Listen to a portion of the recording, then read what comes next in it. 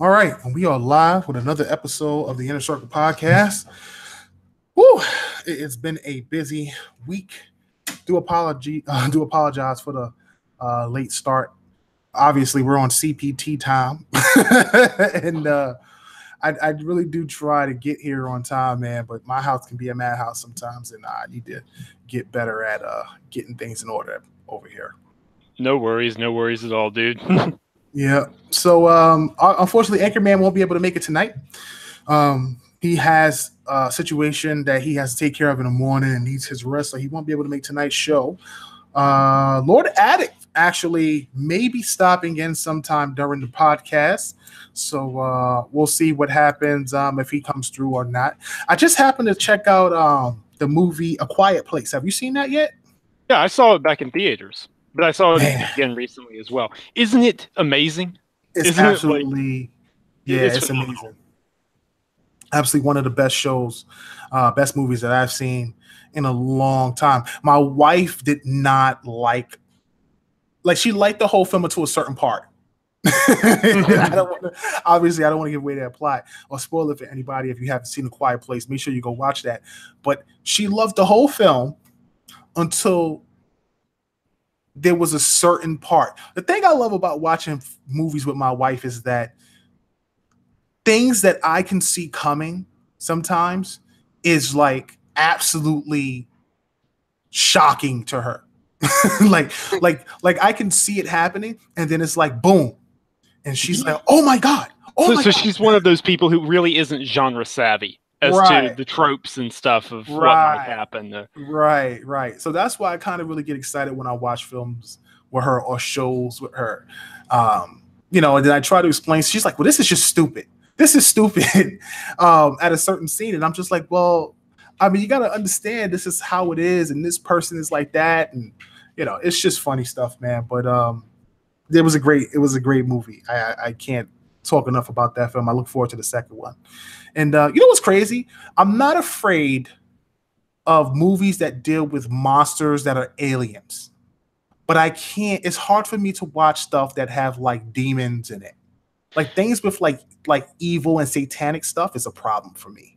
I don't find it a problem so much as I just find those boring because all of those films utterly devolve into the same exact formula of things going bump in the house, children acting creepy, and then someone's neck randomly turning around 180 degrees and snapping. It's like, oh no, it's horrifying. The critics are calling it the scare of the ages. I'm like, no, it's the exact same plot we've had over and over again. So that's why I loved Quiet Place, because it was so different. Even if you saw some of the stuff coming, like what it did with horror, it really is a very, very different type of horror movie. That's why I loved it. Right, absolutely. I can't talk enough about what they did with that film. Now that you've loved that, you need to go play Alien Isolation. I will not play Alien Isolation. I'm going to go ahead and skip that suggestion. I do appreciate it, though, for like the 500th time. I'm going to go ahead and pass up on that, though. Did you get an opportunity? I did see the latest news on Alien Colonial Marines, though. Yes, so that is perhaps the funniest, most ridiculous story I've ever had the honor of writing. I could not believe it as I saw it. And just a quick recap for anyone in the chat who doesn't know what happened here. The nutshell version is we all know Aliens Colonial Marines came out. It was awful. It has a bunch of things wrong with it. The AI is bad. There's a ton of bugs, etc., etc., etc. Well, a modder recently discovered that a huge part of the game's AI problems can be solved simply by fixing a single letter typo in one of the INI files, which is not even like deep level code in the game or in the game engine. That's just a simple surface level thing anyone can access. And people are reporting that if you just fix that typo, it has completely changed the game. And that blows my mind. That's definitely weird. That's a game that large that has such a poor reception and so many bad reviews could be fixed with a simple letter correction. How did that make it past QA testing? I have no idea. That sounds like a publisher problem. That sounds like the publisher. I know Gearbox Software had they were the developers, not the publishers. Sega was the publisher, but Gearbox had their hands full. I understand that with Borderlands and some other stuff, but it's like still, you're a big studio and you're a talented, respected studio for a reason, Randy. Like, what happened? I'm sorry. What happened there? You're a great guy, but what happened? I don't know. Yeah, they definitely slipped off on that one. Very quick before we get the show started. First and foremost, I want to thank everybody for stopping in. I do appreciate everybody who comes in to check out the Inner Circle podcast. Yo, I got great news. We are on Spotify. That awesome. To me was just awesome in itself once I got the confirmation that we have been accepted by Spotify and we are on Spotify. So listen, if you guys got Spotify and you ever want to listen to any episodes of the Inner Circle podcast, just look up Tick Podcast on Spotify, on your Xbox, or on your phones or anywhere. And you can finally listen to us on that app. You got playlists, go ahead and add us to the playlist and you'll get all our content and all our interviews that are up on Spotify. So that was big news, man. I was very excited about that. And that was awesome to find out. I'm very glad that we were able to finally get the podcast on Spotify. That's a lot of hard work, man. A lot of hard work and a lot of support from the fans who listen to the show on the MP3 side of things.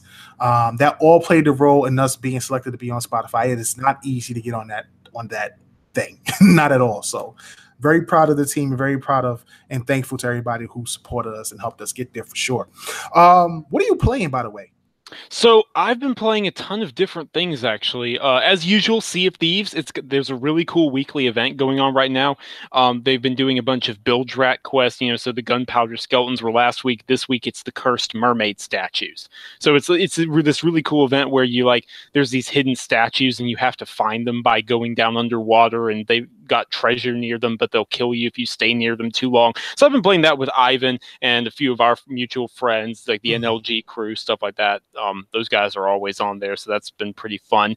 I've also been playing Nier Automata, Become as Gods Edition, which, funny little story I've got to share on that. I kept on holding out hope that Nier Automata was going to come to Xbox because, I wanted to play it on my Xbox One X, of course. Since I got that, I was like, come on. But I was beginning to lose hope it would ever happen, and I had eventually decided, you know what? I can only dodge spoilers for this game for so long because evidently it's got a crazy story. When I get back from E3, I'm going to buy it. And of course, what happens in the Microsoft Theater, but, we see that announcement, so that was really cool. Awesome. Have you played Nier Automata by any chance? No, I do plan to pick it up. Okay, it's really good. It's really, really good. It's very different. Some of the environments are a little more bland than I would have liked, but at least on the X, the image quality and the frame rate are phenomenal. The story is very intriguing, even though it's very weird. I'm having a great time with it. I'm kind of amazed I managed to dodge spoilers for this long, but I'm having a great time with it. It's very interesting. I would recommend it even if you're not generally interested in JRPGs. I would definitely give this a shot because it's very action heavy. It's very combat heavy, and the combat is, of course, fantastic. It's Platinum Games, right? So the combat's going to be good, right. Hopefully. And then the other thing I've been playing is Prey Moon Crash, the Moon Crash expansion that launched. And it's a little disturbing to me that no one else is talking about this because this might be the best DLC in years. It's fantastic. I loved Prey. Prey was my game of the year last year. Everyone who knows me knows I'm a big defender of Prey, but this DLC is probably even better. I don't want to spoil it in case anyone hasn't played it, but I put out a general tips and tricks if you're starting out, no spoilers guide, and I'm going to be doing some more in-depth pieces for it later, which that should show you how cool it is because I don't do walkthrough pieces, and yet here it's got me doing walkthroughs. That should clue you in there.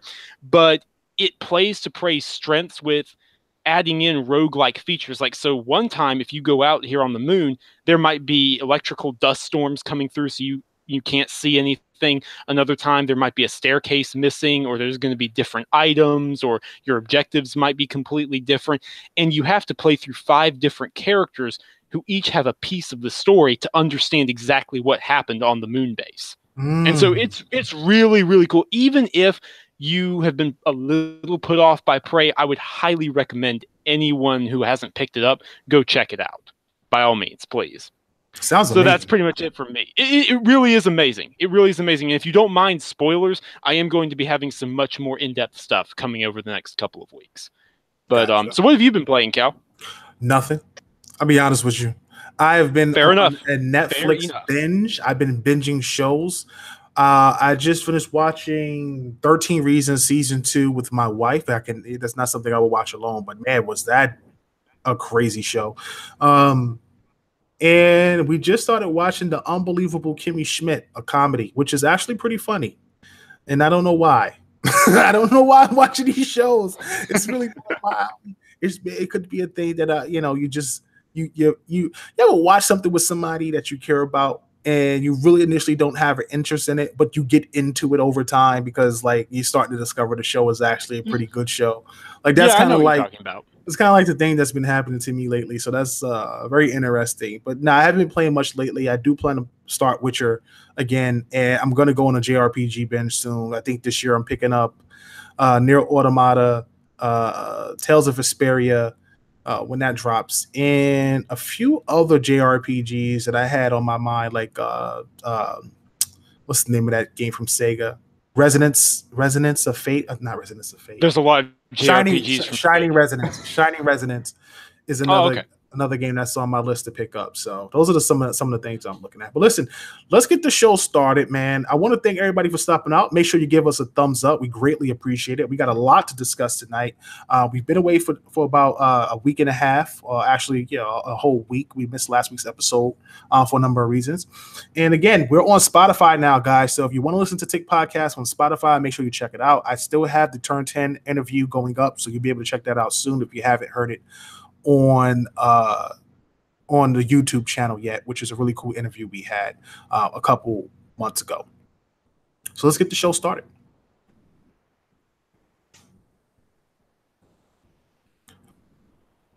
Welcome to the Inner Circle Podcast, the premier podcast for Xbox. I'm your host, K-R X1, with I don't know what I just said. I'm your host, K-R X Kal-El, with Direwolf 484.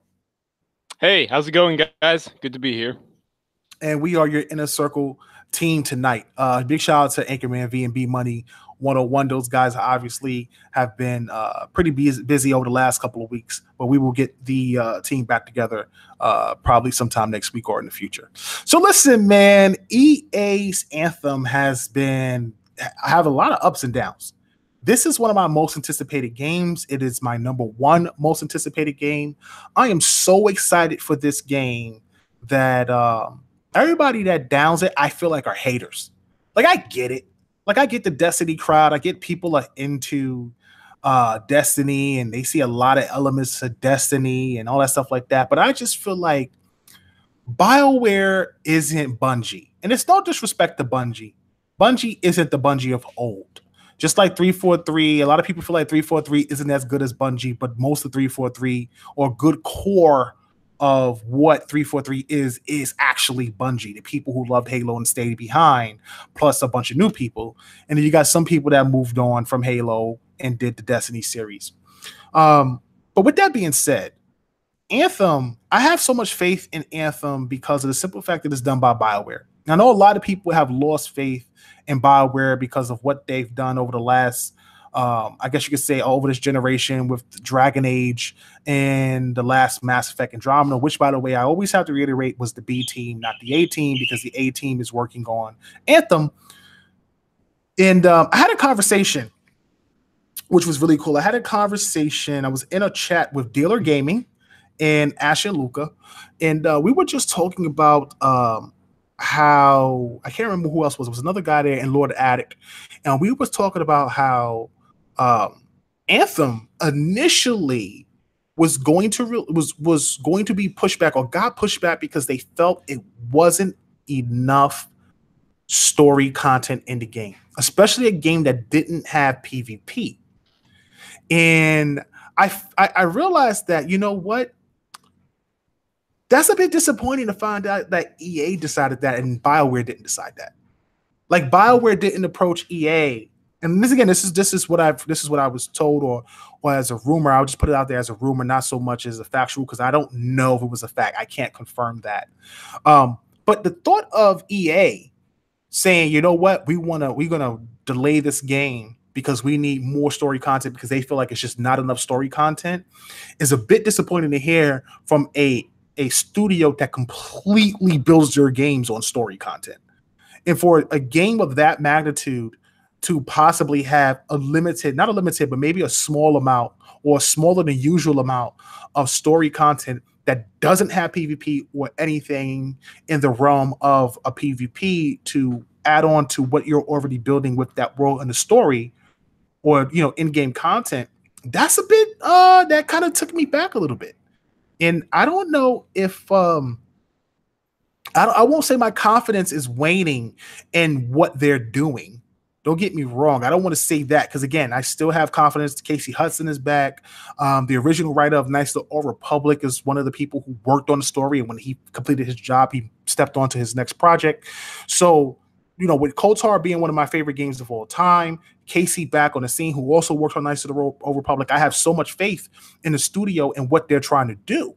But for the game not to have PvP, I think this game needs to have as much story and in-game content as possible. And the characters in the game need to be so unique that it feels like you're playing with a different Iron Man type character. Like, you're not just playing with Iron Man no matter who you pick up. It has to be a very unique character, and they have to play uniquely, so that way it feels so different. They definitely have a lot to prove, I think, at this point. And with Destiny revamping themselves with the Forsaken DLC coming up, man, I don't know. I'm going to play it. I think I'm going to download it and start Destiny again. But I'm really hoping Anthem really impresses as it gets closer to its release, because it's my most anticipated game in February. All right. Well, I've got very mixed impressions about Anthem. I've got very mixed thoughts about Anthem. Did you read my thoughts on it? The 30 minutes of gameplay I got to see behind the scenes? I did. I was impressed. Okay. Yeah. So the combat, I was sold on a couple of things. The combat looks fantastic. The combos, it looks like it would even be fun to play single player. The issue I'm having right now is I still haven't seen that classic storytelling. Even if they've shifted genres to something more action and shooter based, this is still BioWare we're talking about here. Mm-hmm. And I don't know. We'll see if it delivers the story. We'll see if it doesn't. But right now, I still just don't have faith there. And I want to believe. I really do. Because everything else looks fantastic. The jumping off, the fact that you can actually fly around everywhere. That's not scripted. That's really, really cool. That was a big selling point for me, because I thought when the 2017 reveal happened, I was like, there's no way that's not scripted. I mean, that is scripted. But there you go. So I'm sold there. Now I just need to see more on the story, the narrative aspect of things. So we'll see how that goes. I don't know. Like, a lot of people complain about when they watch the trailers, they complain about the big numbers on screen. I don't have a problem with that. I don't think the numbers are that big. I think there's a lot of people who obviously are concerned because of what happened with Mass Effect Andromeda. And I'll be honest with you, I didn't play it at launch. So I didn't see all the issues or the problems that it had. I got it way after launch and played through the whole game. And I will say that it's not as bad as I thought it would be. Now, the thing I will say about that game is that it's absolutely very tedious and a bit repetitive in what you're doing in the open world aspect of the game. And if you haven't played Mass Effect Andromeda yet, I would advise you to turn off the show or mute the show for about a good 5 minutes, because I'm going to talk about this spoiler game. I'm going to spoil the game. The game's been out long enough where I can talk about it without having to worry about people like spoilers, man. Come on, dude. So I'm giving you guys a heads up now. But my thing is, listen, the game, obviously, you have a bunch of open world stuff. You're driving around, you're opening up all these things, and basically you're trying to terraform all these planets. In order to do so, you have to enter, I guess you could say, these kind of like towers that link up to power up this one station that's going to unlock the terraforming ability of that particular planet, terraform it for the colonist. And I really always wanted that game to sort of continue on from where Mass Effect 3 left off, and they sort of do it in a way where it's subtle. Mm-hmm. They made it where it was like, okay, the whole situation with Shepard happened X amount of years ago, but it happened at a time where you basically were escaping the invasion of 3. So by the time you wake up, this thing is in the past, and you have no idea what happened because you're so far away from that part of the universe that it's not relevant to what's happening now. And in the process, you discover these new aliens that are trying to unlock this new technology that they've also discovered, that you eventually find out story-wise. The ending wasn't that great, but when I play the game, I will say that I like the fact that they tried to make it open world compared to the other Mass Effects. And I did like the combat. I thought the combat was really awesome, and I liked the crafting and customization of weapons. I thought that was probably the best thing about the whole entire game. Mm-hmm. Yeah, the combat was by far the best thing. Absolutely. Yes. I remember getting a semi-automatic assault rifle, very powerful gun. I think it did like 260 damage per shot, and put an automatic clip on that bad boy, with like some bonus damage and stabilization, so I can literally automatically light people up. And then I had like disruptor ammo on it, so it dropped the shield. Bro, you want to talk about eating through enemies in less than 2 seconds? I was annihilating everybody, bro. It was insane. It was just like crazy. And the game was amazing, man. I loved it. It wasn't as bad as I think. I don't know if it was better than the original series, but when I look at that game and people trash it, people trash it. I don't know if because it was the B team, it wasn't. I don't think it was as bad. Maybe it was as bad when it launched. I don't think it was as bad as it is now after they fix it. And I get that they dropped the DLC, but I hate the fact that that game is having such an impact on Anthem. You know what I'm saying? Because well, I mean, but rightfully so. That's the thing, though. When a developer who has given us games like Baldur's Gate, Knights of the Old Republic, the Mass Effect trilogy, regardless of what you thought of the other two, Dragon Age Origins, nonetheless, Jade Empire, and then they give us Mass Effect Andromeda, and even if it was another studio, a support team that really shouldn't have been in charge of it in the first place, the reality is it was the BioWare logo on there, so people have every right to question.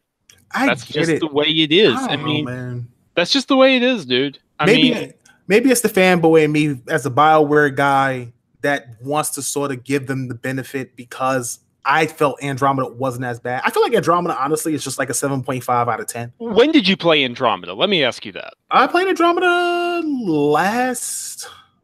At launch? Did you play it at launch? No, I never played it at launch. Okay, all right. So so you did not experience the full brunt and the horror show that some of those animations and the bugs and the glitches and the crashes were. No, I missed You got to understand that it was awful. It felt like early access at times. Really? It was that bad? Dude, when I was reviewing it, that game crashed on me 3 times in the space of 5 hours, and I almost gave up at that point. I almost didn't. I don't give up on games at all, but I almost gave up on it. Last minute, I decided, like, no, I'm going to push through. I'm going to grit my teeth. There were bugs, like you could go down in control of a character, and then your teammates just wouldn't revive you until you were stuck there, and you had to reload an older save. It was awful. That's bad.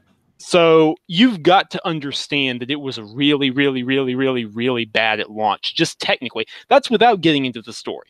That's without criticizing the writing or anything like that. That's just the technical aspects. So that's the main reason I say people have every right to be skeptical of BioWare. I hope Anthem succeeds because I'm an old school BioWare fanboy. I love those stories. I love them. I still go back and play them from time to time. But they've got to deliver on Anthem for that trust to be fully mended. I mean, I agree. I won't sit up here and act like BioWare hasn't messed up. Just like I haven't sat here and haven't talked about Xbox during their times of, mishaps and things that they put themselves in.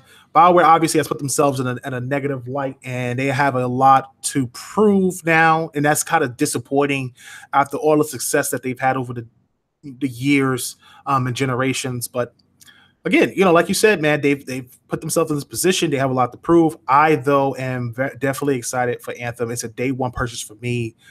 This is the game that I've been waiting for. Like, even once I found out that BioWare was making a game like Destiny, I knew that was the game that I wanted, even over Destiny. And I love Destiny. I think Destiny is a really cool game. And that's why I'm kind of excited to get back into it. But Anthem is definitely up my alley, and I can't wait. Either I'm going to be a ranger or I don't know what the Interceptor or the Storm, whatever character does yet. I have to look at them, but the Ranger is definitely up my alley. I hate playing tanks in any game. See, I'm the tank guy. If I do play it, I'm going to be Colossus all the way. No question. Yeah, I don't play tanks in any game. You'll never catch me playing a tank, bro. Like even in Conan, like when I was playing Conan for a while, they were like, dude, you have to get the Silent Legion armor. I was like, is it heavy armor? He was like, yeah. I was like, nope. I refuse. Like, I don't care what it is, bro. I'm not putting on heavy armor because in Conan, if you put on heavy armor, you can't dodge unless you increase your agility to like almost max level, which then allows you to move around. Anytime you try to roll, it allows that armor to act like it's a class lower. So like if you roll like you're in medium armor, but when you stand up and you fight, it has all the heavy armor defenses and you know, the practicality of heavy armor. So I just was like, nah, man, I'm not doing it because I didn't want to put no points in agility. I wanted my character to be like mad nasty and like agile with like sword and shield and stuff like that. So yeah, it's just not my character. So the Ranger definitely for me whenever that drops. So I'm excited about that for sure. Cool. We just got a wild bee, it appears. What do you mean? Oh, snap! Hey, Batman's in the building. What's up? It has been way too long, my man. Yeah, man. It feels like I've been going for quite a while, but you know, it's been an insane summer for me, man. Lots of travel, things like that with the kids. But I'm here, man. I'm sorry I'm running late, but you know, trying to get in some little time with the wifey, man. But I hear that. I hear you, man. You got to do what you got to do, bro. Look, I'm over here watching 13 Reasons and the unbelievable Kimmy Schmidt, man. You got to do what you got to do. Happy wife, happy life, bro. Seriously. Like, take that. Yeah. If you guys out there are married and you playing Xbox, if your wife ain't playing games, man, you got to do whatever you got to do to keep the wife happy if you want to continue to play games in a peaceful state. That's all I can tell you. Because man, you do not want to have a upset wife because your day will be ruined for sure. With that being said, B, did you what's your thoughts on this Anthem thing? We're coming to the tail end of this segment, but we were just talking about how the mistakes of BioWare's Mass Effect Andromeda has sort of put doubt in people's opinions of Anthem and how good that game's going to be. Plus, I've heard there was some rumor that one of the reasons EA delayed it was because they felt there wasn't enough story content in the game.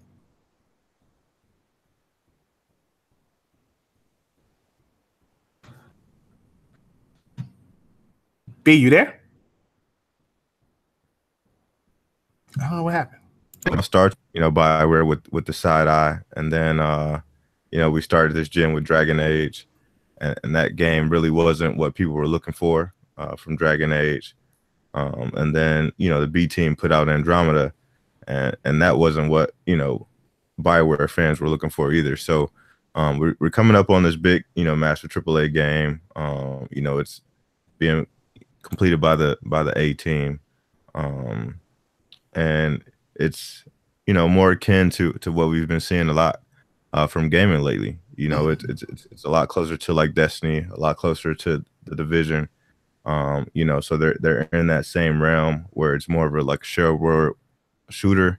You know what I mean? And I think the one thing that people are worried about is the story elements of it, because there is no PvP in the game. And I think you know, that also took a big hit when you look at the Division early on. A lot of people were questioning, you know, how long could you play the game? Because, you know, once you hit 30, it was just like, now you gotta wait for DLC, or we gotta wait for, you know, the next update, you know, for a content pack. So that's, a lot of people are going to be looking at Anthem the same way, you know, because when you look at Destiny, we kind of ran into that same thing. You know, we play it for 10 hours, and then at least Destiny had the PvP. But as far as the story content, a lot of Destiny players were really looking for story content, and then it feels like you have to go months on end without really receiving that. So BioWare has a tall task in front of them, especially with this game not having PvP.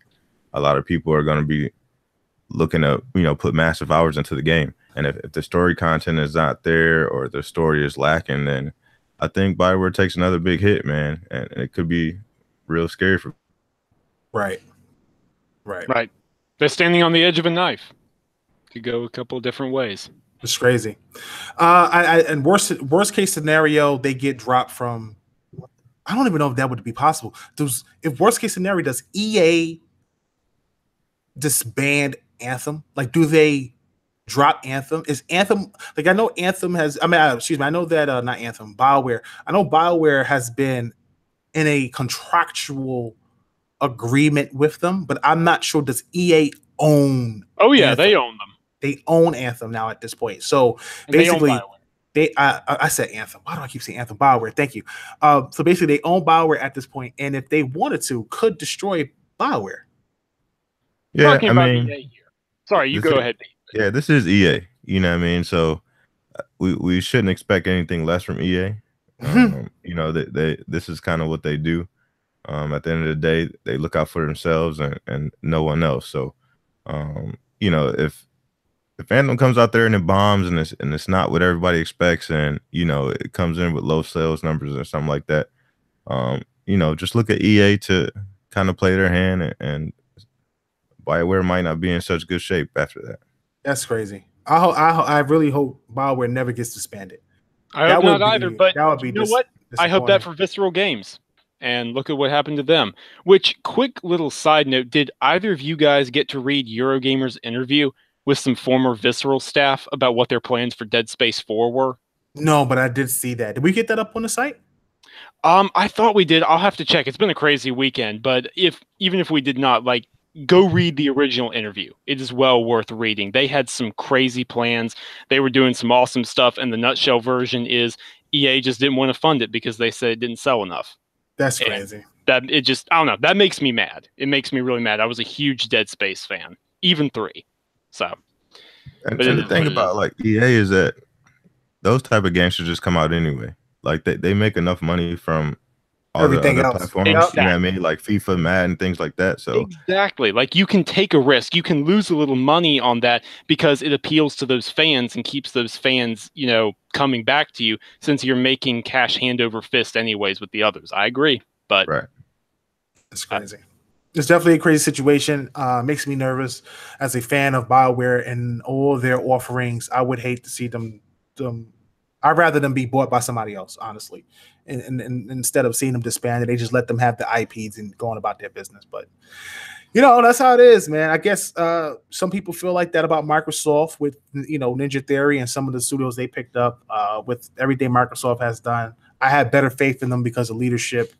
But again, I guess no studio is safe if you continue to produce bad content. I guess that's just how it is. You got to cut losses. All right, so let's jump to this Blops, man. I've seen that they are going to have 2 parts to Black Ops. So Sam, what is going on with this? Have you heard anything?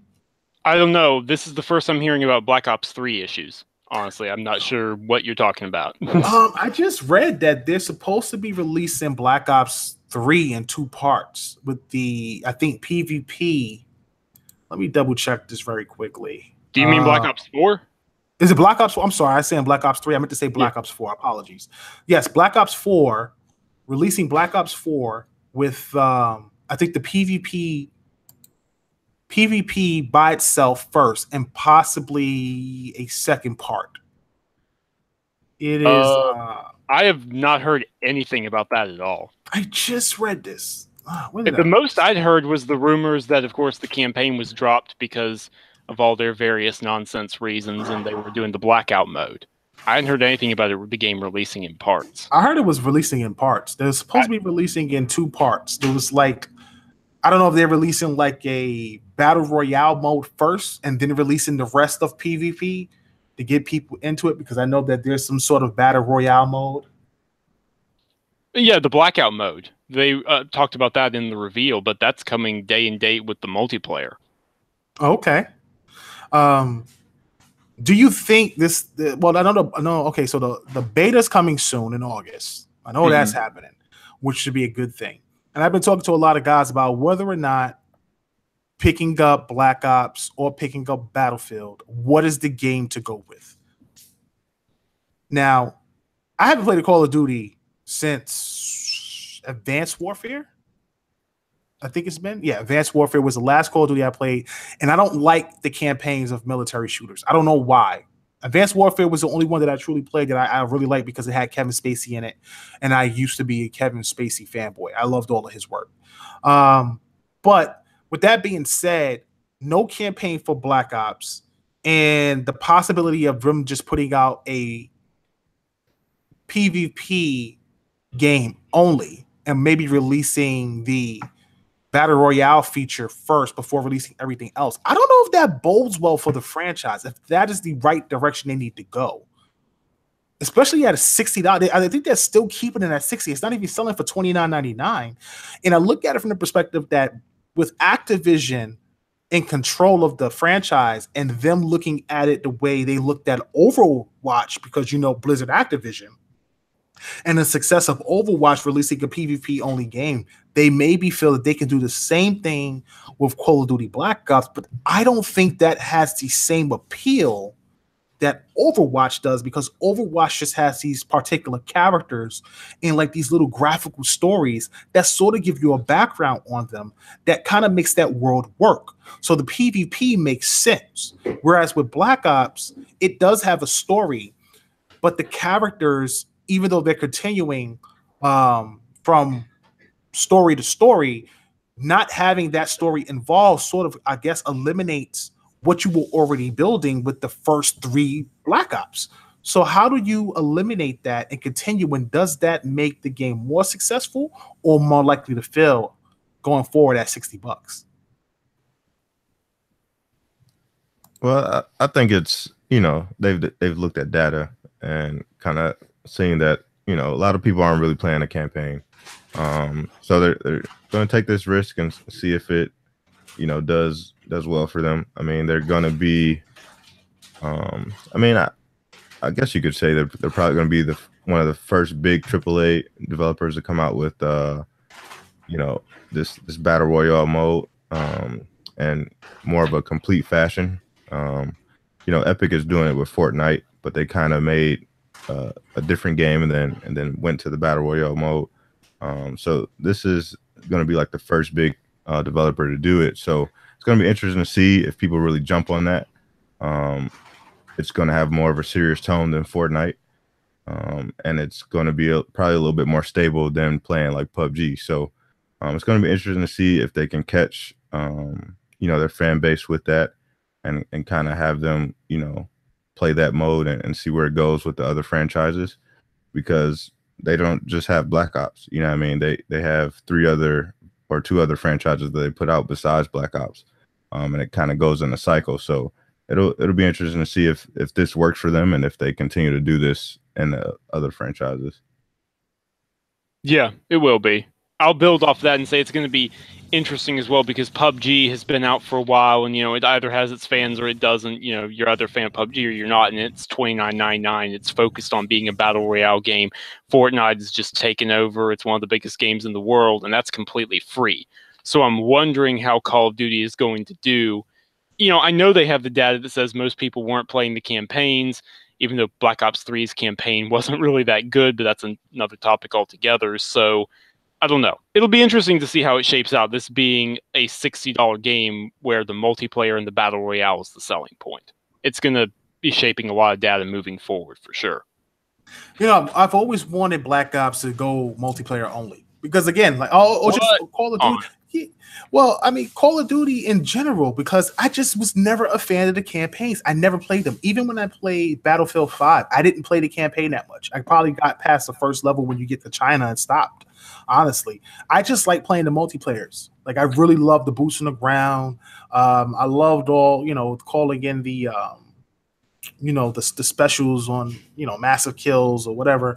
And then it just became a thing where it just was like, I got really good at it and really into it over the years. So it just became a thing where I only wanted to play the multiplayer, but I never felt it was worth $60. That's why I wasn't consistently buying them. Games like Halo, games like Gears, those type of games, I love playing those because they offered such great campaigns and compelling stories, and then you had this very popular and really good multiplayer. It wasn't like it wasn't balanced.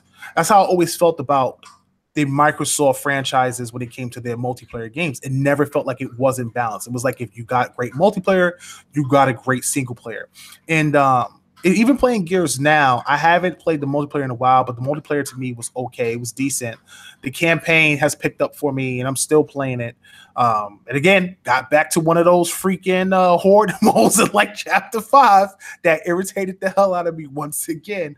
And again, I just feel like that is such a pace killer for the game, but overall, the game is pretty good. A bit repetitive scenery-wise, which I started to notice. Like, I'm starting to see a lot of the same scenery as I get deeper and deeper into the chapters, getting close to the end of the game.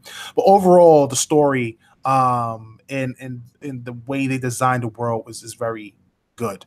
And then, of course, Halo. A lot of people didn't like Halo for a number of reasons. I actually liked Halo 5. I actually like Halo 5's story. I didn't like the villain. And if you haven't played Halo 5, I do recommend you play it. I didn't like the villain choice. But I didn't mind, even though it was misleading, and I do get that, I didn't mind the Osiris team. I really like the Osiris team. And if I'm not a fan of spinoffs of games like that, like I'm not a fan of spinning off games. That's why I was kind of afraid when we were talking about how we knew that there would be some new type of Gears of War.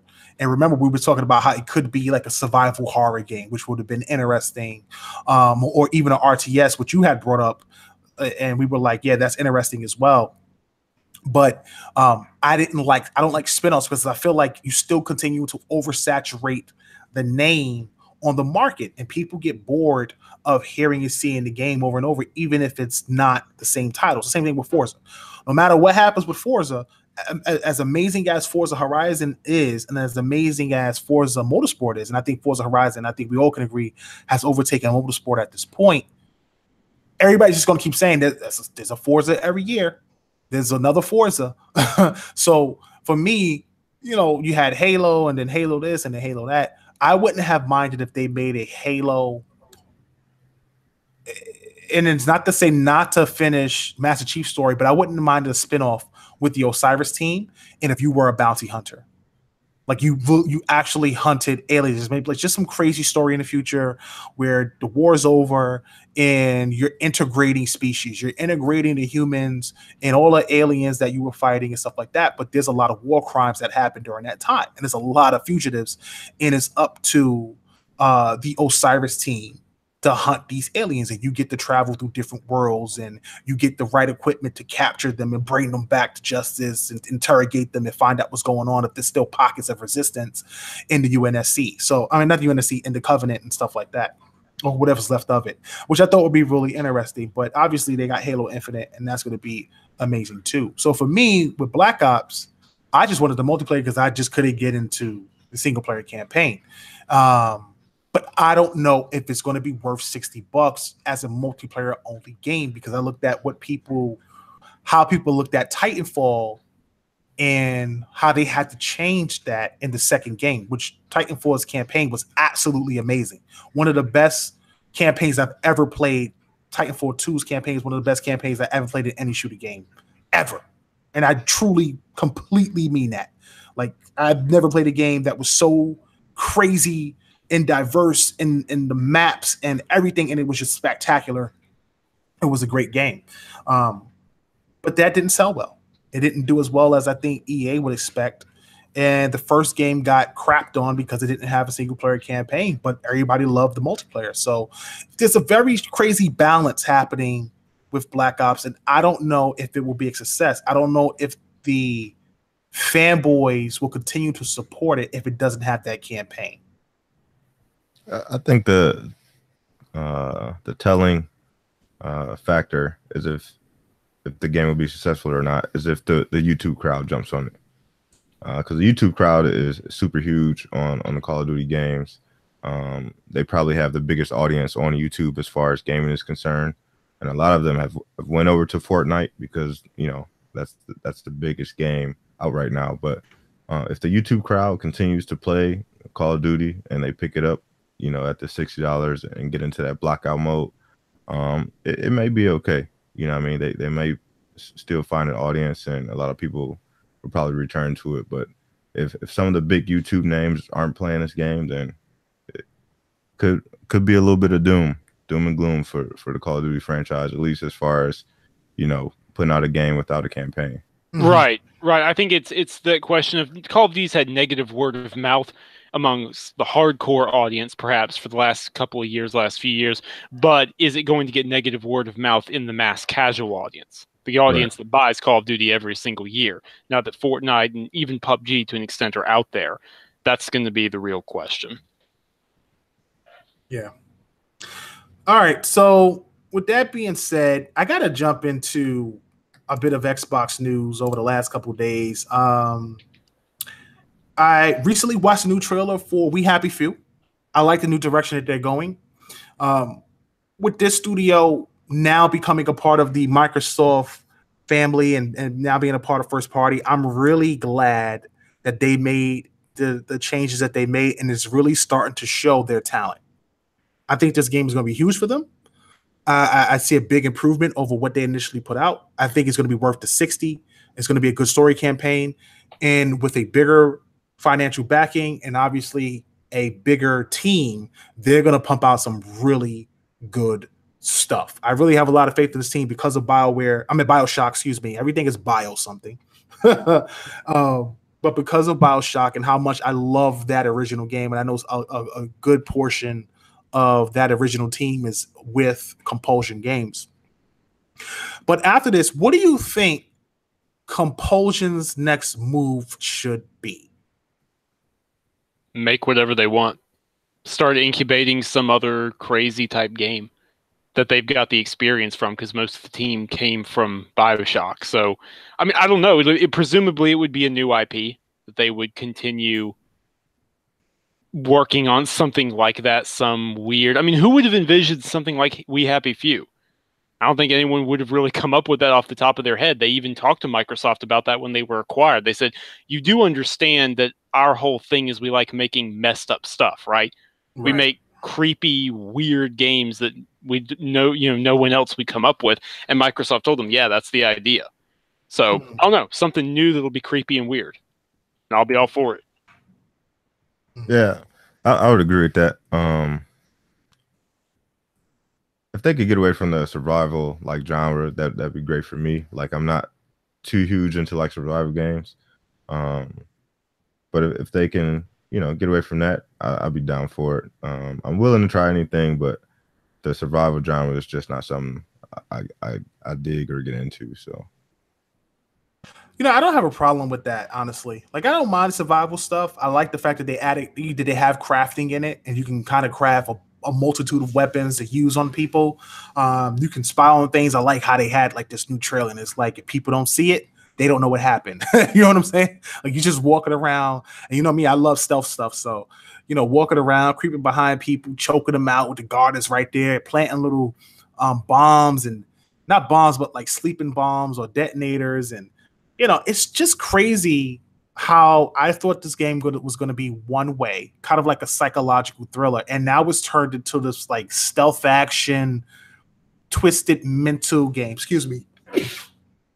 And it's really impressive what they've done. I can only imagine them working on a new project, but it still has that feel with like this. Oh man, like this plot twist. Like, I feel like they're like the M. Night Shyamalan of games, except they're better than M. Night Shyamalan. You know what I'm saying? Because he hasn't made a good movie in a long time, besides Split recently, anyway. So I kind of feel like they're the guys that sort of give you these amazing games that have this twist to it.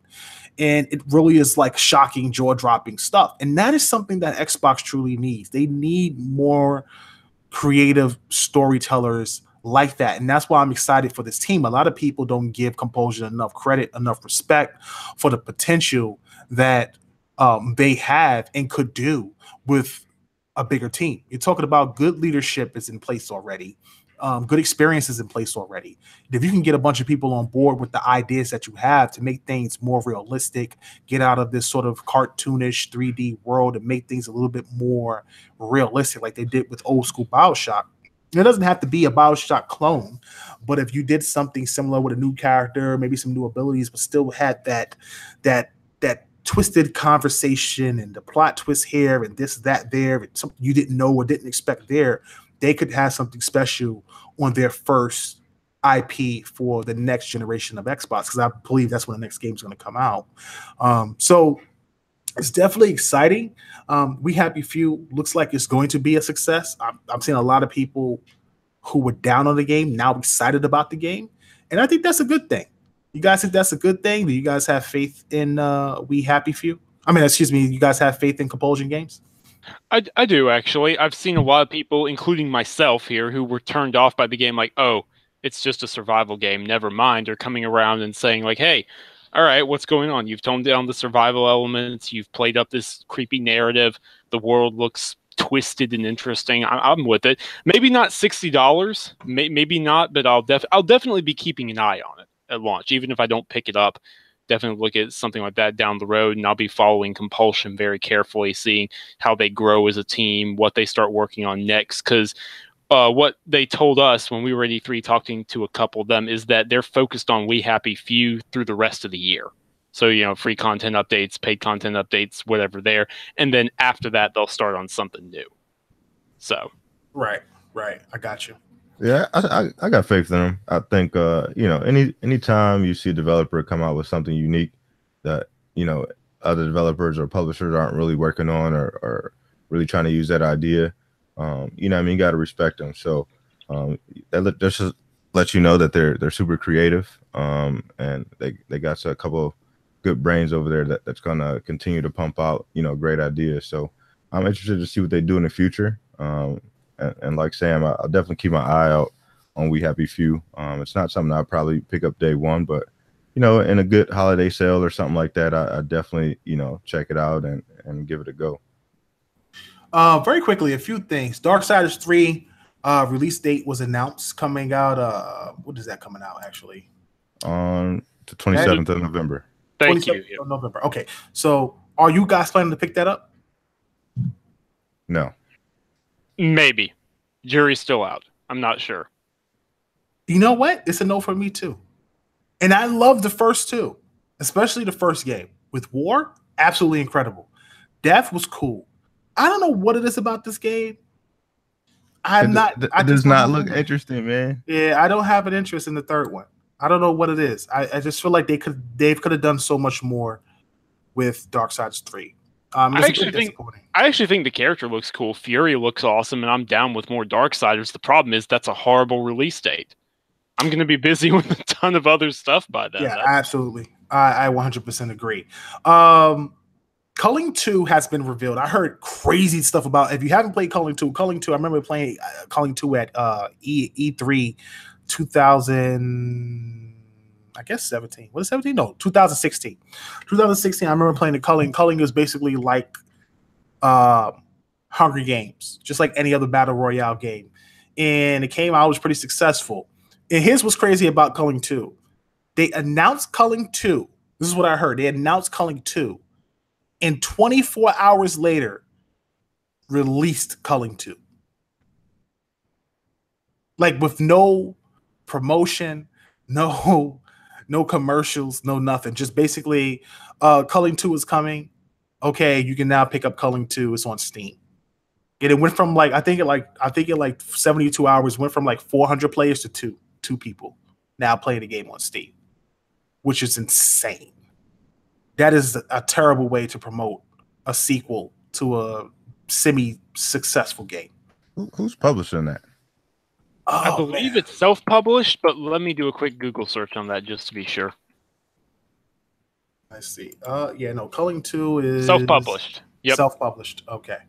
Yes, I don't know what that was about, man. That's definitely a weird way to produce a game and kill your own game at the same time. That's pretty crazy. A couple of other tidbits real quick. Rocket League is on Xbox Game Pass and is getting Xbox One X enhanced, and I think that's pretty cool. I think Game Pass is really turning into something special. It's really starting to get a lot of decent games. I found my son downloading games. Like I'm starting to get like the little notifications, you know, Liam has downloaded this. And I'm like, what is this? And then I have to go upstairs and see what it is. But you know, he has a child account, so he gets nothing but like the family stuff. And he loves planes. So that bomber game that they put on there that I would not touch, he like loves that game. Every day I just see him playing that game, just bombing whatever, you know. And I thought that was really cool of Microsoft to put a game like that on Game Pass. And I like the fact that they're putting fresh indies like the Vermintide 2 game and a few other games on there early, even at launch. And that's really good. I think it's been a huge success for them. I haven't heard anybody complain about that the way they did initially. And it seems to even been helping them with their first party sales. And that's great. That's huge.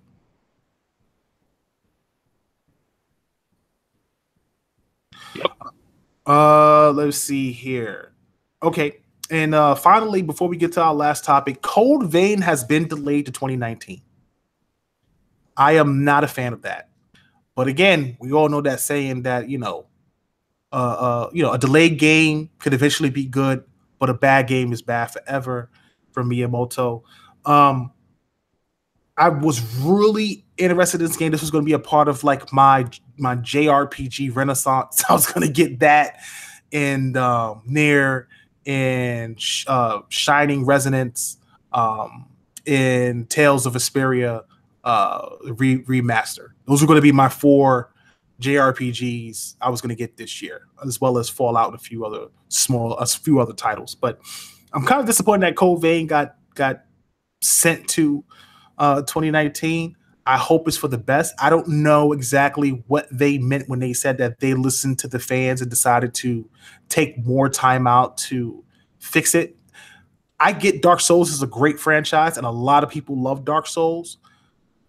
I don't know what it is about the Dark Souls franchise that's just a bit too slow for me as a hack and slash RPG survival type game. And Code Vein seems like it's just a much faster version of Dark Souls, and that's what kind of piqued my interest. Besides the animation and the, you know, that anime feel to it, I hope they don't go the route and go back to making the pace a little bit slower and you know, more time, making the combos based more on time than actual combinations and abilities and skill. What is your thoughts on that? I think they actually took the time to make the game faster. I think just from like a lot of people who I talked to who played the game, felt like it felt more like Dark Souls. And we have to remember that Bandai Namco published a lot of the Dark Souls games, at least here in the US. So they were seeing a lot of the comparisons to Dark Souls, and it was just the anime Dark Souls, and they want to give Code Vein like its own identity. So I think they're actually probably going to take the time to make the game slightly faster, and then just introduce different elements to the game. So I'm disappointed that it was, you know, delayed. But you know, Bandai Namco is definitely one of my favorite developers of this gen. Them and Ubisoft. So I know they'll take the time and they'll put it out when it's right. So we just got to wait a little longer. That's all. Right. Yeah. I mean, it looked quite polished from what I saw of it, the D3. It looked really good. I didn't get any time hands-on with it, but people who have said they enjoyed it. Both people who enjoyed Dark Souls and who didn't. So if it's that good right now, then presumably it being delayed for a few months means it'll be even better. It looks really cool. I'll definitely be in on it whenever it does come out. Yeah, absolutely. Absolutely. Did you guys, do we get a review copy for Earthfall? This game looks incredible. Nicholas is reviewing Earthfall right Shout now. out to Undead, my brother, from the Multiverse podcast, covering Earthfall. You know, I've been trying to find like a, you know, Left 4 Dead game for a long time now, man. And, you know, I love aliens and stuff like that. So this game really is up my alley. It's $30. So I'm kind of waiting for Nick to be done with his review before picking it up. But it looks great graphically. I'm really impressed with how the game looks and the way it looks when you play it. Hopefully it turns out to be pretty good. But that's another game that I think a lot of people are sleeping on. Like, there's been a lot of like, is it me or have like the $29.99 games that have been dropping have been really successful this generation? Yeah, a lot. That's the sweet spot. Yeah. A lot of publishers are or developers as well, are realizing that they don't have to make a full price game or like a $10, tiny little game either. There's plenty of other price points in between. Yeah, I had a great discussion the other day. We got a chance to talk about how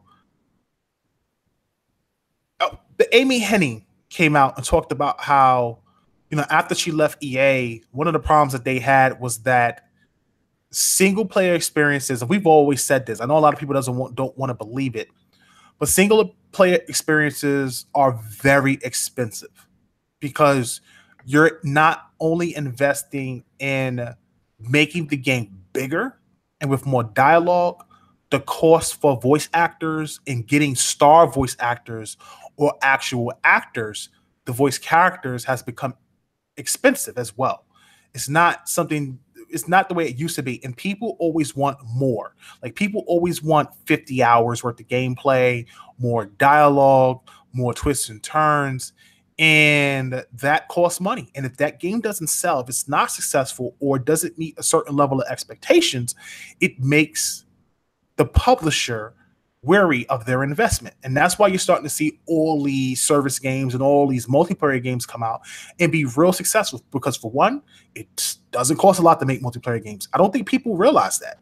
That's another reason why Black Ops coming out, I can see being a big cash grab for Activision, because it doesn't take much to make a multiplayer game. Yes, you do have to have a certain type of quality, hit detection. You're going to have some graphical impact, a lot of moves, all this gameplay, but there's no story elements, no cutscenes. You don't have to pay for, what's what I'm looking for? When they're acting, damn it. There's no motion capture that you have to worry about with people or doing things, and you have to pay for that as well. All of that is eliminated when you're playing the multiplayer version of games. So it's less investment in comparison to the single player or the campaign experience, and you make a ton of money back. Activision made like billions of dollars on microtransactions alone last year. It was insane. I think it was. So, a game like that for $29.99 is definitely appealing and is great. But yeah, man, the game is changing the way we look at single player experiences, and I understand why people are afraid to make them.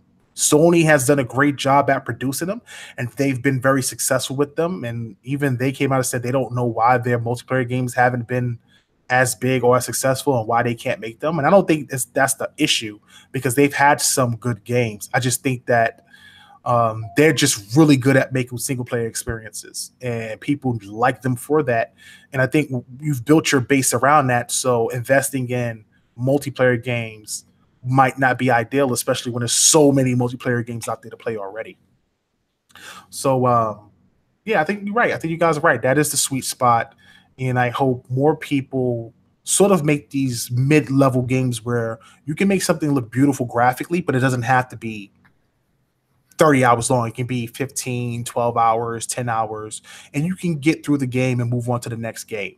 And I think that's something that maybe developers should look at too, as well. Any thoughts on that? Not really. I agree. Gotcha. Yeah, I mean, this is the replacement of all our mid-tier developers that we lost last gen. Mm-hmm. Pretty much. I mean, when you see these, $29 and $39 games, that feel like they could be, on par with some of the AAA games that we possibly overpay for. You know what I mean? This is just a replacement of a lot of those devs that we lost last gen. So, right. Just keep those games coming. You know what I mean? I think a lot of those games find the audience and they see success. And everything doesn't have to be $60. You know what I mean? Everything doesn't have to come with the season pass or, have a bunch of expansions, State of Decay 2 was $29.99 and it topped NPD. Yeah, exactly. Hey, so there you go. Right. Agree. All right. So let's get to our last topic. Listen, this is exciting. I don't know if it's ever going to happen. French gaming blog site GameBlog had an interview with Yakuza producer Daisuke or Dasasuke Sato. I want to say that name right. I believe it is. I'm not sure. And in an interview, basically, he talked about the Yakuza franchise and expanded it onto other platforms, such as Nintendo Switch or even the Xbox One. And then most of us know that Yakuza is the spiritual successor of Shenmue. It does everything right. Most people I talk to who say you want Shenmue to return, play Yakuza. And it's been disappointed over the years that Yakuza's only been on PlayStation, especially a franchise that isn't exclusive by contract. You understand what I'm saying? Mm-hmm. It's just been on the platform. So with the news that it's possible that it may come to the Xbox One or even come next generation, that's huge for me because I've been wanting to play a game like that for a very long time. Shout out to Demigod Reviews. Make sure you check out Demigod's channel. Demigod played Yakuza a lot, and I appreciated a lot of the content he had put out. I watched a lot of it. He would post it on Facebook, and I would see it. But Yakuza looks dope. It also has like a very quirkiness to it. Like real Japanese quirkiness to it. So it doesn't take itself too seriously, but at the same time, an open world game, martial arts, gang warfare looks dope. It just looks really dope. And I would be very excited if Xbox was to get the Yakuza series for a number of reasons. I mean, that is huge strides there. I mean, I think the only thing that could probably top it is if Persona came to Xbox. I can't think of any other major franchises that could come to the platform that isn't on the Xbox already. That really would just be the icing on cake for Xbox and really get them in a light where you can see the fruit of Phil's labor of him going to Japan and building relationships with Japanese developers and bringing them back to the console. And he's going about it the right way. We always talk about how what Xbox needs to do in Japan to be successful in Japan. Let's stop having that conversation. Let's not talk about how Xbox can be successful in Japan and instead talk about how we can try to make Japan successful in the West, in all these other countries, and the territories that Xbox has a strong base in. And I think if they can continue to do that, it really comes down to the fans, though, obviously. But if they can continue to do that and they can really prove to these Japanese developers that they can be successful outside of Japan, Microsoft may have something where we might start to see the next Lost Odyssey or the next Blue Dragon or the next Undiscovery or Tales of Vesperia and those type of games return to the platform. And that only makes Xbox stronger going forward. And I'm very excited about that. Yeah, Yakuza seems like the next natural fit, Nier came over, and that was pretty big. It seems to be selling pretty well on the Xbox store. Lots of people talking about that one right now. Yakuza makes sense as a franchise, especially since Yakuza, even though it's been around for a while, has really only, I would say, exploded in the West over the last 2 or 3 years. It's reached a much more mainstream audience, so it makes sense to bring it on over. Yeah, I was gonna say the reason that it's getting the hype and people are talking about it now is because it's kind of hit its stride and caught a mainstream audience over the last 2 or 3 years. For many years, Yakuza was only released in Japan, and a lot of times you had to go to Play Asia or any other site and kind of import it over to play it here. So with Yakuza, I think 5 on last gen on a PS3 kind of was pretty big for PS3, and that's kind of what sparked the resurgence of Yakuza and them bringing it back on a PlayStation 4. So like you guys said, I think it's only right that it comes over to Xbox. It may be one of those situations similar to Nier where it comes over digitally and it's not produced physically, but even still I think it could find some solid success. And I think Sega has said that they're bringing the rest of the series over. So 3, 4, and 5 will be coming to the PlayStation. So you would have the complete series, if they were to do it. So I think it's only right. And if Xbox can get it, I think a lot of fans would be hyped about it and it'll see some success. Absolutely. And I actually want to hound on a point you made there about the digital-only titles. I think that's a good way for some of these Japanese developers to sort of, stick their toe in the water. so to Agreed. speak. Like, okay, all right, let's see. And if it gets a limited, but hardcore success, like some people start jumping on it, then it's like, okay, maybe then we'll move to physical releases, or at least we'll do consistent digital releases moving forward. I can't talk enough about the work that Phil has done. And you're starting to see all these things start to happen, even though it's kind of late and getting close to the end of the generation. You're starting to see all these things happen. It's disappointing because obviously for 2.5 to 3 years, we talked about what Xbox hasn't done and where they failed and how they've really shot themselves this generation in the foot. I think that a lot of the titles that they put out gets disregarded as quality. I don't know why that is, whether that's just something that people like to placate on because it makes them feel good. I think Microsoft has produced a lot of good games this generation. It may not be for everybody, but to say that they don't have quality titles is false. On the flip side of that, they did hurt themselves both dialogue-wise, PR-wise, console-wise, reputation-wise. There's a lot of factors in what Microsoft did wrong. And through all of that, we're here in a position where now everybody's excited about Xbox again. Even if you're not excited about the future, or even if you're, so let me start that. Even if you're not excited about now, there's people who are excited about the future, about what Hellblade may produce, what the initiative has coming, what is Halo Infinite. Gears 5 looked like there's a change of pace. When will we see the next Fable? The next Xbox is going to be a benchmark. Very powerful graphically, very powerful CPU. AI being implemented into it. Not only an Xbox, but a streaming service.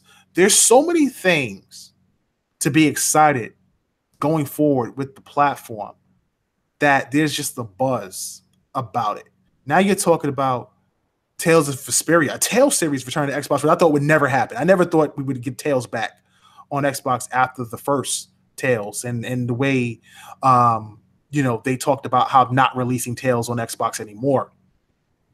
And you're starting to see Kingdom Hearts on their stage, Devil May Cry 5 not being exclusive after all that talk. Sekiro, what is it called? Something died twice. Sekiro Shadows Die Twice. Shadows Die Twice. That's the type of game you wouldn't normally see on the Xbox platform. Obviously, guys have to be more vocal about the Kingdom Hearts franchises and trying to get 1.5 and 2.5 or 2.8 or whatever it is on the platform to complete that trilogy. And hopefully that happens someday. But you're starting to see a dynamic change in the platform. And the future really looks great because if you're able to continue to get these big games like the Yakuzas and the Kingdom Hearts and the Tales games and the Souls games and all those games that are on the other platforms, and as well as a few exclusives, plus you have your own first party now pumping out. People have renewed interest in Halo again. People seem more interested in Gears. Forza Horizon 4, the new one coming out. I haven't seen so much hype for 4 because nobody thought they could top it. Nobody thought they could top 3. And I mean, they're really taking it to a whole another level with 4. And the hype for 4 has been crazy. After everywhere I go and I read the comments, all I see is people excited to play 4. And that's a huge thing in itself. So being able to see all of this happen and know that Microsoft is going in this direction, you can only look back and look at what Phil did and all the heat he took and everything. And I won't just say Phil because it's a big team effort. But everything that he did and seeing it finally be revealed, man, you got to be happy as an Xbox gamer. You got to be excited as an Xbox gamer. It's tough that it took that much to get here, that you had to deal with such disappointment over the last couple of years.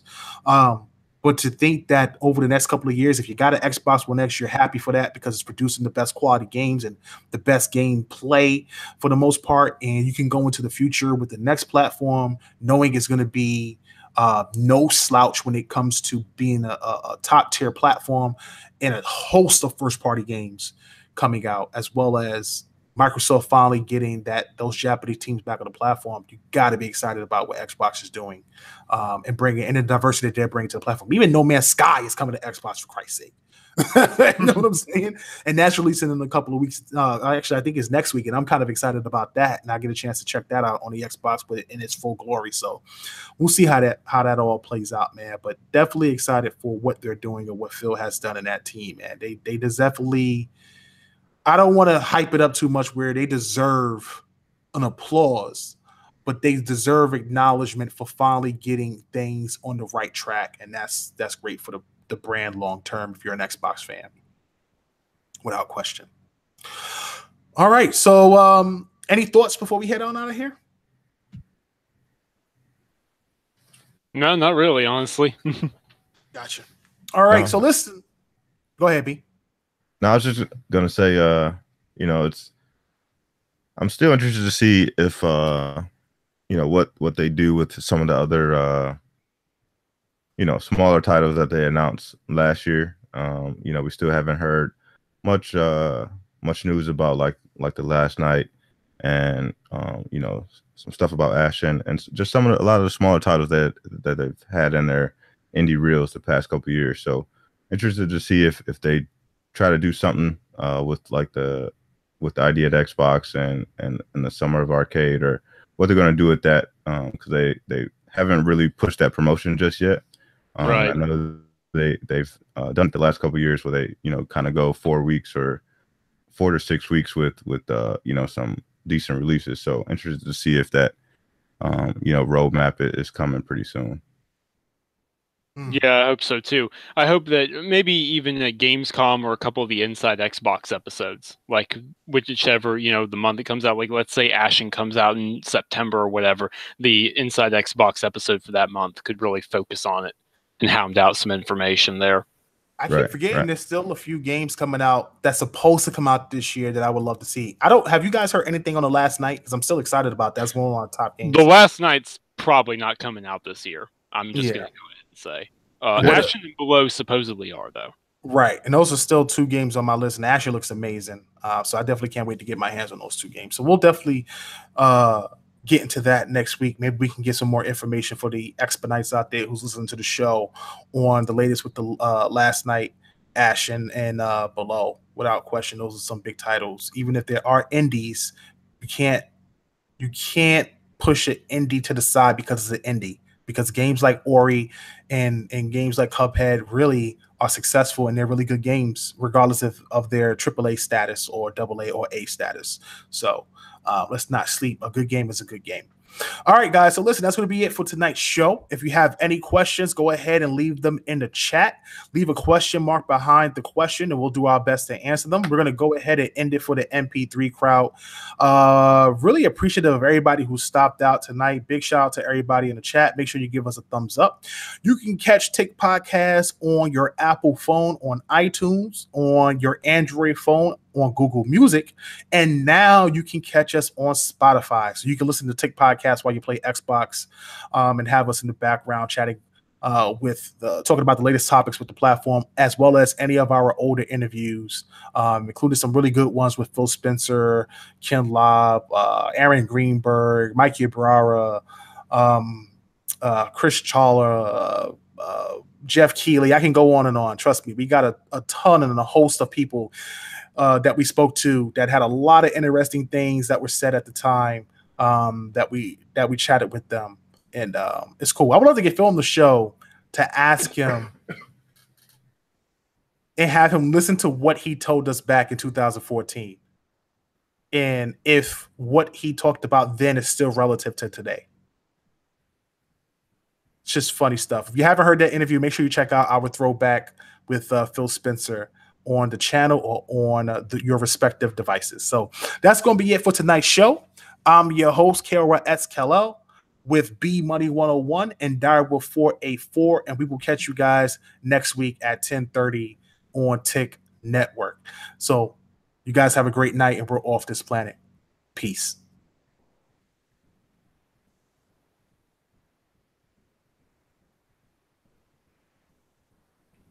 All right. Again, I want to thank everybody for stopping out. Brandon Butler, thank you for stopping in. Victor Alistine, thank you for stopping in. TF God, my brother, thank you for stopping in as always. Demi, Rain, Edge, Fame. Who else was up in here tonight? A few people. Lady Infamous, thank you as well for stopping out. K Mega, thank you for stopping out as always. And G Mark Luis, thank you for stopping out. And those are the people who are in the chat, and everybody else who may not have said anything in the chat. I want to thank you for stopping out as well. Make sure you give us a thumbs up and good support.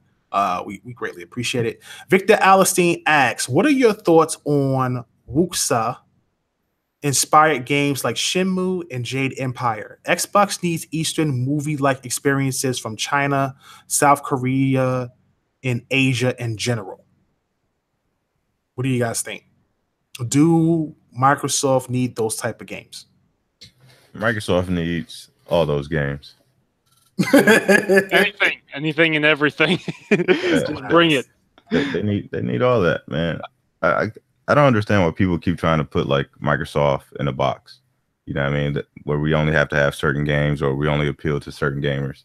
You know what I mean? Mm-hmm. Microsoft can appeal to whoever if they have the correct content.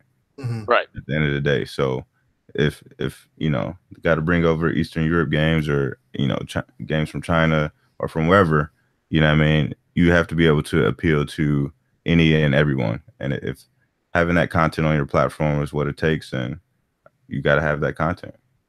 Yeah, regarding China and Korean games specifically, I think Black Desert Online looks to maybe fill. I mean, I know that's an MMORPG, but still in that vein, in that style of game, and that aesthetic. Right. So, you know, I think those games obviously bring a cultural aspect to it that might not appeal to people in the West. Like for me as an anime guy and somebody who loves to watch international movies, Korean dramas, stuff like that, I kind of, and again, that's Korean dramas. I don't want to mix up the two. Don't get me wrong. No disrespect to Japan. But the culture and the different cultures of Asia, I'm a big fan of it. Like a huge fan of it. And I really try to appreciate what they bring to the table and try to understand the culture. And I get the humor and I get what they're trying to do and what they're trying to portray. So for me, I love these type of games. And that's one of the reasons why I initially went with 360 over PS3 was because of Lost Odyssey and Blue Dragon and all these games that were coming. And, you know, it was a big deal for me. And it was been slightly disappointing not to see those games sort of return this generation. And even though they're returning now late in the generation, even as a multi-plat, that's still exciting for me. And that's why I want to go on this JRPG sort of binge and grab all these games, you know, when I'm able to. But at the end of the day, like these guys said, man, they need it. They need it all. They need to make sure that they continue to diversify not only first party, but they also diversify their library in general and not be beaten by another platform because the developers are afraid to put games on your platform because they're scared of it not selling. You know what I'm saying? Like you got to be able to make the appeal somehow, some way to people. So that way people have a better interest in it. And I think one of the games that did that very successfully was Monster Hunter World. I think they did extremely well in the West. And because they had a good mix of both. It wasn't grindy traditionally like regular Monster Hunter games. It sort of had I guess you could say, an easier tone for the Western audience, but it appealed massively. And I think it's one of its most successful Monster Hunter games to date. And that's a big deal. It definitely is a big deal.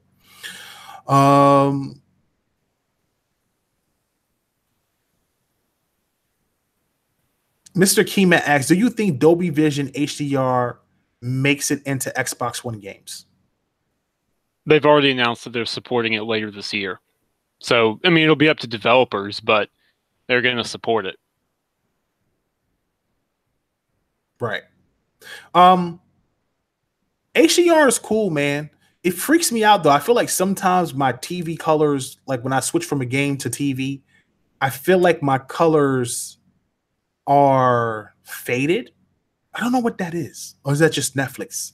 Like every time I watch Netflix, 1 minute the red is kind of faded, and the next minute it's deep blood red. Like it's really red. And, you know, I don't know if the HDR kicks in every time, but it should.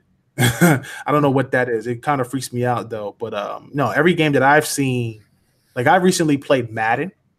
Like I've got EA access for the month, so I can play NBA Live, which by the way isn't a bad game at all. And I can play Madden because I skip Maddens all the time now, unless it's like change. Which I heard they actually going to make a big change with Madden because they got a new designer. Like the person who had designed the Madden engine, they got a new person to design the next Madden engine, and that guy is no longer there. So. With that guy stepping down, I look forward to seeing what they do on the next iteration of Madden. Not this one, but the next year. But I got a chance to play it, and man, when I had HDR on, you want to talk about the grass being absolutely green as hell and the lights being bright? It was insane, man. It was like really impressive, I had to say. Just the lighting and the reflections, the way the helmets look, like the HDR on Madden looks sick. Yeah, it looked insane. I was like, wow, this is really impressive without question. So if they do get Dolby Vision, it will be nothing but a bigger improvement because going from, what is it, Dolby HDR, what is it, 12? I think it is. HDR 10 is the HDR standard 10 right now. It's the standard most of the TV makers have agreed on. But Dolby Vision is HDR 12, isn't it? I don't think it's 12 per se. Dolby Vision is Dolby's proprietary HDR tech, and it's better. But the reason it's not been very widespread is it's more expensive. Yeah, it requires more better tech, and they charge ridiculous licensing fees as well to the TV makers. So there's kind of a bit of an HDR civil war going on right now. It's very interesting. Gotcha. But I will say, just from not from gaming, but like when you watch like different stuff, like especially movies that have Dolby Vision compared to HDR10, it looks drastically different. Yeah. Oh yeah. It is way better, which is saying something because HDR is already a huge improvement over no HDR at all. Yeah. Right. You know, I want to just talk about something real quick. And if you got any more questions, guys, make sure you put them in the chat and just leave that question mark behind that so we can answer that question. And if we don't get anything, we'll end on this note. I just want to talk about Microsoft's first party and why people give it such a bad rap. I seen somebody post something the other day where they were comparing the reviews of platforms, other games platforms, top titles. And they put the worst titles for the Xbox. And obviously that's a ploy by the fans of, you know, particular platforms to make their platform look like it's the best or whatever, and to make a point. And when you go back and you look at everything that Microsoft produced, I don't know when games that were rated 8 or better is considered bad. I see something the other day, like somebody rated a game at 8, like it was like an 85 or 8.5, and they were disappointed that it was an 8.5. And I'm just like, we're living in a gaming world where the standards are now so high, good games are being looked over because of minuscule issues within games. A game that could be rated at 85 or an 8 or 7.5 gets overlooked because it's not a 90 or better. It's like if the game is not perfect, it's not worth it. You know what I'm saying? Mm-hmm. And that's just disappointing because when I look at everything that Microsoft released, a lot of their games are quality titles that have reviewed extremely well. They may not be 95s or 99s or 98s, but a good portion of their titles are rated pretty high. And it's disappointing that they have this stigma because of the last year and a half of not putting out good quality titles. And even the titles that might not have been good quality are doing extremely well. State of Decay has been doing extremely well for a game that hasn't been rated well and has been put on Game Pass, which is insane. And yet it still has over 3 million players. It's been doing extremely well. Sea of Thieves, another game that also wind up turning up with poor reviews and not being received very well, has leveled itself out to a point that it's sold more than expected and is still doing pretty well and will only get better over time and draw more people in because the game's on Game Pass at the end of the day. So it's a bit disappointing to hear that and to see that. And I don't like the way people judge games nowadays. And I don't like to go by reviews at all, be honest with you. I'd rather judge a game by its content and whether a game is fun. I think we overlook games that are fun. You know, like, what are we playing games for nowadays? Obviously, some people are playing games to be enveloped emotionally into a game or to, you know, be lost in a game for hours. But for me, I need to be able to have fun. If I can't have fun in a game, then what's the point? What's the purpose? You know, you understand what I'm saying? Yeah, I get what you're saying. It's just sometimes people get, I think, a little too hung up on something being the absolute top tier. And if that's all you want to play, that's fine. But I think if you're only going, 9s, 9.5 or higher, I live and die by Metacritic, I live and die by OpenCritic, you're going to overlook some cool stuff. That's just all that there is to it. Doesn't mean you should ignore reviews, in my opinion, but don't make that your only guiding point. Right. I agree. I definitely agree. I don't think people should do that. I get it. I get the fanboy wars. I get the console wars. I get all of that. But I just think that you limit yourself in what you enjoy when you base things on numbers. And don't get me wrong, there are some instances where if a game is like a 4, you know what I'm saying? And it's been rated by a lot of people as a 4. More than likely, that game is a 4 for a reason. And you might want to take a step back or wait till it hits the bargain bin to pick it up and not actually kick out the money for it. But a lot of times, something at $60 that might get a 70 overall, people will not play it because it's a 70. And I don't know when a 70 has been turned to like a mediocre score. At best, in my opinion, it's average for most games, or good, but not great. And I think 80s are great games, and I think 90s are just almost excellent to perfect games, classics at that point. So I don't know, man. Maybe I grade things differently. I know we at TICGN, Tick Games Network, try to rate things in a format that lets you guys know that when you're playing a particular game, these are the key points to this particular game and what's amazing about these key points and why the game is worth it. And that's what we try to do. We try to break it down that way. But it's disappointing that so many people try to use bullet points of all the negative games that came out on one particular platform to boost up another, as if another platform doesn't have its own set of negative first party and third party exclusive titles. So it is what it is, but very disappointing. I think the reason why people look at scores a lot more than they ever have before is that there is absolutely so much content to play on a week by week basis that some people just feel like I only want to play the top tier stuff that comes out. You know what I mean? Like there's Nintendo was saying that they may want to release up to 30 games a week on their eShop. Like there's no way in the hell you're going to play yeah, that's ridiculous. 120 games in a month, you know what I mean? So, I read that and I'm like, you're going to end up with a Steam situation where there's just a ton of stuff getting buried every single day. That's right.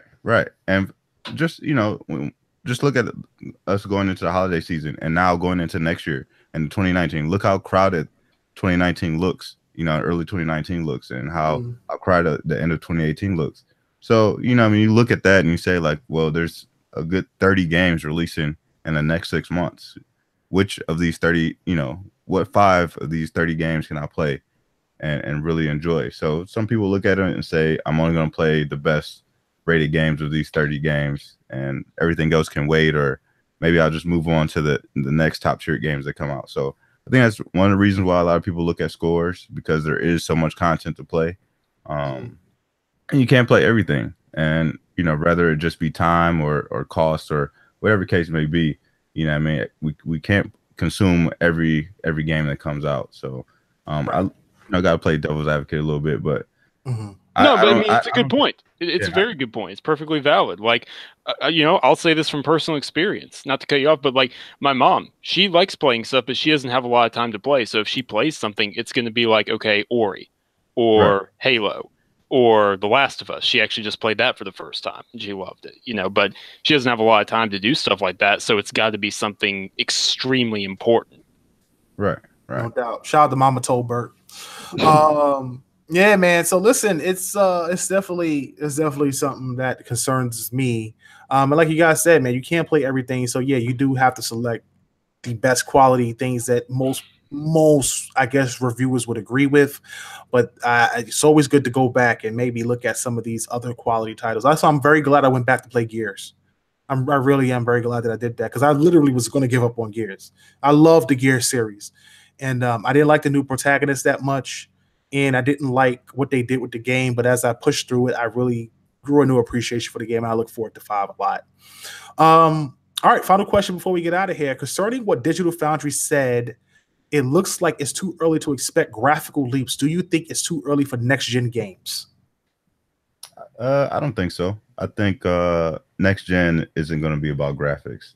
I think it's especially with the upgrades and the CPUs. I think we'll see a lot of different things from games, and it won't just be about the graphical fidelity of games. I think you'll see a lot more games take risks with AI. I think worlds will be a lot bigger, more in depth. I think you'll see just more immersive games, so to say, and not just these graphical showpieces. Yeah, agreed. I think next gen, it's not going to be about teraflops. It's not going to be about resolution. Like, I think we've gone pretty much as high as in resolution as we're going to go for next gen as well, 4K. But we will, however, I think see 60 frames per second become way, way more common, at least as an option, if not as a standard. Maybe better destruction, better AI, like B said, things like that. Because if you look at the GPUs and the CPUs in consoles right now, it's pretty imbalanced. It's ridiculously imbalanced. Right. I say this all the time. CPUs, I don't think people understand how important a CPU is in both what it does to a game and the fidelity of a game. And I just think that if we were able to get a good balance of both power in both GPU and CPU next generation, and I don't really think graphically we're going to make that big of a leap compared to what we're doing now, honestly. I think I look at Ghost of Tsushima, which I think is one of the most beautiful games I've ever seen. When I watched it at the PlayStation conference, I was completely enamored. It really felt like I was in that world. Like I wanted play that game right then and there. And even Gears 5 just looks absolutely gorgeous when she's like scaling that mountain and she's on the little ice, sled or whatever. Just absolutely beautiful. I don't know if we're going to ever get to a point to where, at least next generation early on, it looks leaps and bounds better than what we're getting now at the tail end of the generation. I think what we do get, though, obviously, is better frames, locked frames, but more realistic worlds. Assassin's Creed Origins, when I went to Memphis for the first time, if you guys haven't played Assassin's Creed Origins and just walked around, Assassin's Creed does one of the greatest things I think I've ever experienced in the game, even better than Grand Theft Auto, and how the world feels completely alive. Like no matter where you're walking, it just feels alive. Chariots walking back and forth, people working in the fields, people selling stuff, people walking by, soldiers, doing their patrols. And you're just in this world. There's birds flying, there's alligators swimming through the water, there's hippos walking around, there's animals attacking people. It's insane how all this is happening, and none of it is like lagging or rendering as it's happening. Like you're not seeing it, everything pop in. Like it's just there.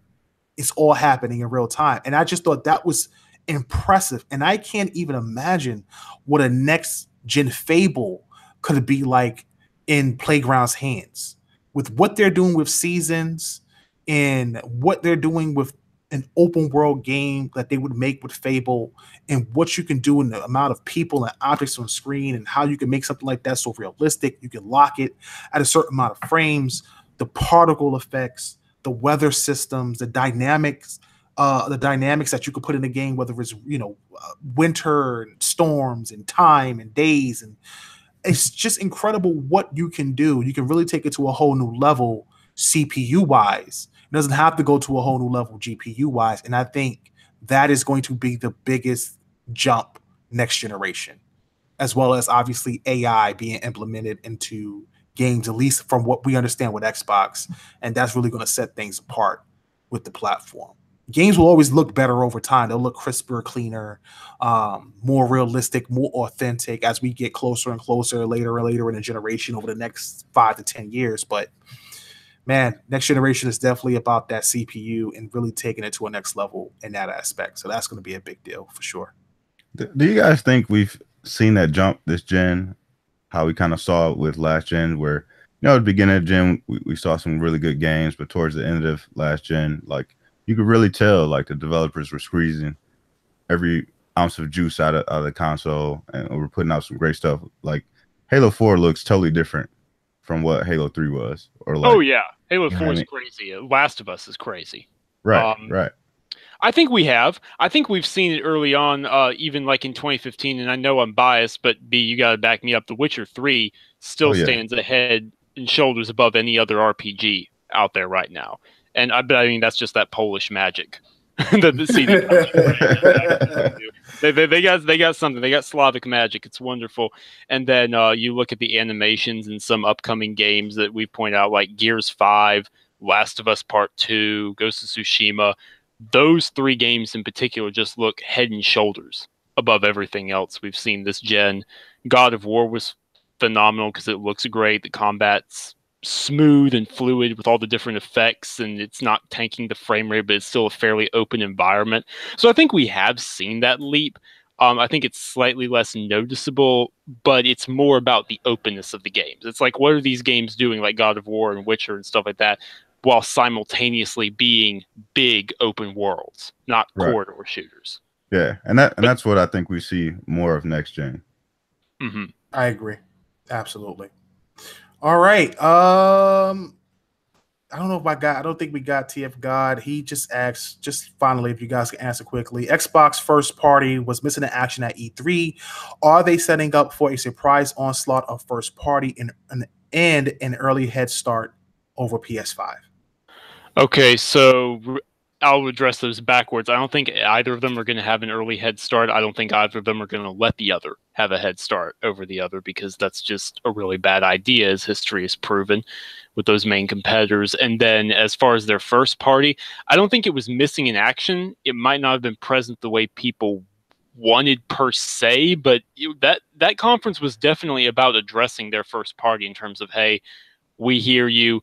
We are doing something that has never been done before on an E3 stage. We're bringing in 5 different studios, 6 if you count the fact that Playground has 2 AAA teams, more than doubling our first party. And on top of that, the premier franchises that our studios that we have right now are known for, those are coming, So I think their first party was definitely present, but we're not going to see the fruits, perhaps, of those acquisitions until a year or 2 down the road. That might be.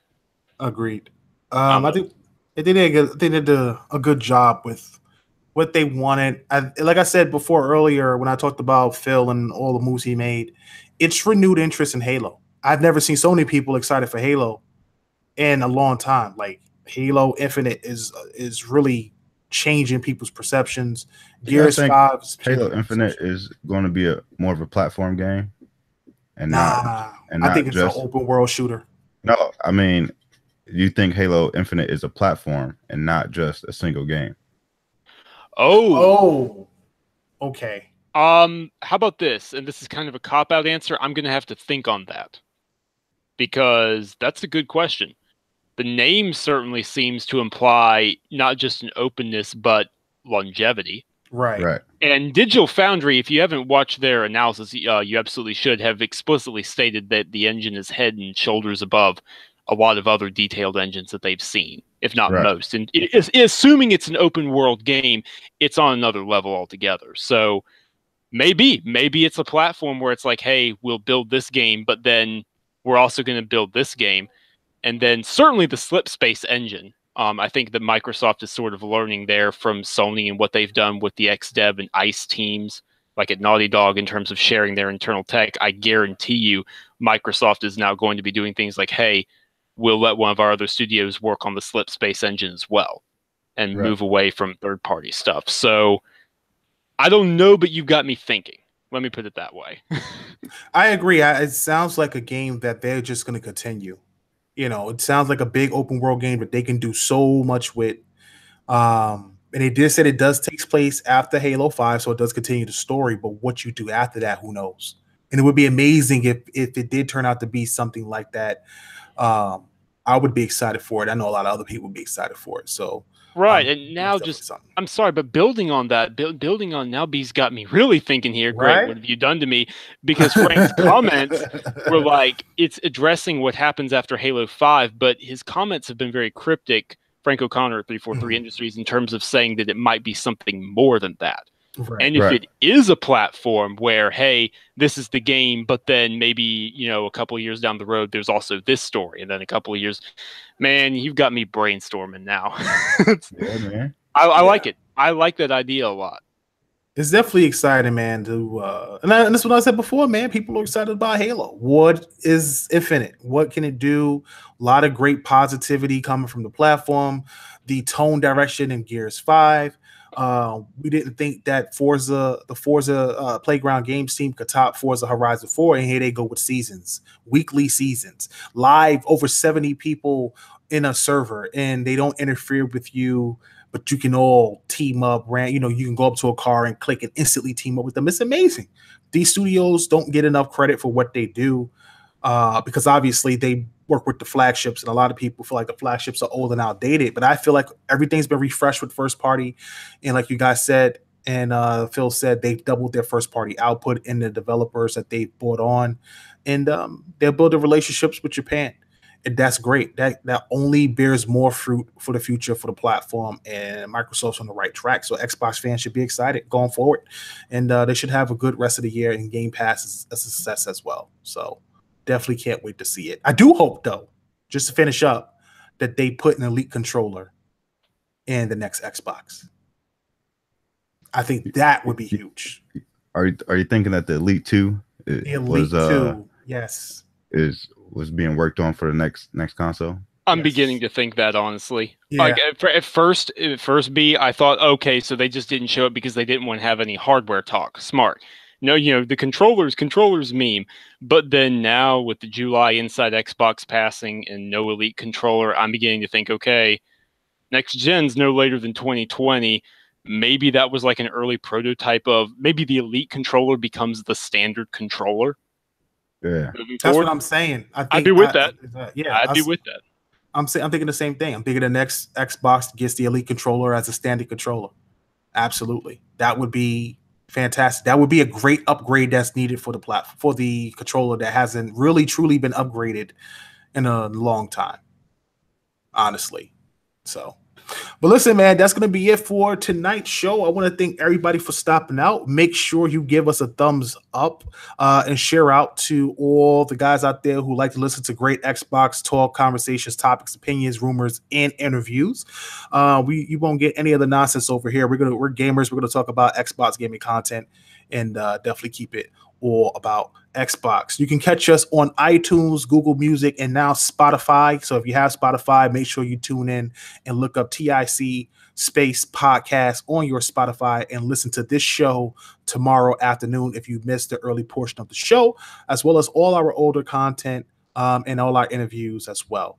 And tomorrow you can catch Iron Lord podcast, which comes on, I believe, at 1 p.m. Eastern with the Iron Lord team. You can catch Multiverse Mondays at 8 p.m. with Anchorman and his squad. And you can catch Fame Entertainment and the 2XP team on the channel, I believe, every Wednesday. So that's going to be it for tonight's show. We will see you guys next week at 10:30 Eastern p.m. on Tech Network. And we are off this planet. You guys have a great night. Peace.